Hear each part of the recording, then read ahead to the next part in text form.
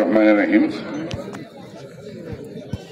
ভাঙবাড়িয়া football academy কর্তৃক আয়োজিত প্রবাসী ফুটবল টুর্নামেন্ট 2025 আজকের এই উদ্বোধনী খেলার সম্মানিত সভাপতি, আপনাদের অত্র এলাকার এই ভাঙবাড়িয়া গ্রামের কৃতি সন্তান, তিনবার এই ইউনিয়ন পরিষদের চেয়ারম্যান, আপনাদের অত্যন্ত প্রিয় সানোয়ার হোসেন লাড্ডু ভাই, বিশেষ অতিথি হিসেবে উপস্থিত আছেন আমাদের জাতীয়তাবাদী দল চুয়াডাঙ্গা জেলা শাখার সাবেক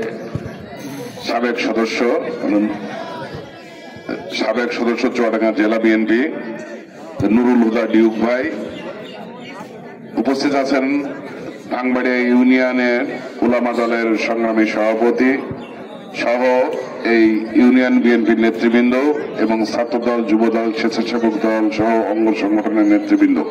আমার সামনে উপস্থিত যে দুইটি টিম খেলা করবে, একটা হলো আমাদের পাঁচ কমলাপুরের একটি টিম, আর একটা মৌবাড়িয়া দৌলতপুরের একটি টিম। এই সমস্ত খেলোয়াড় ভাইয়েরা এবং খেলোয়াড়দের যারা দর্শকবৃন্দ আছে, আসসালামু আলাইকুম।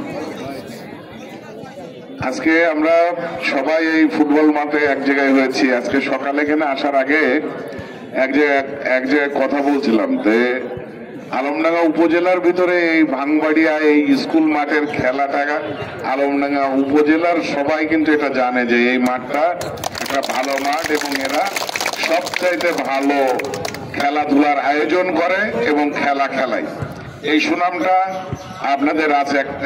সকালে এক চায়ের দোকানে বসে আলাপ করছিলাম। যাই হোক, সাধারণ মানুষ যখন সেখান থেকে বলছে তাহলে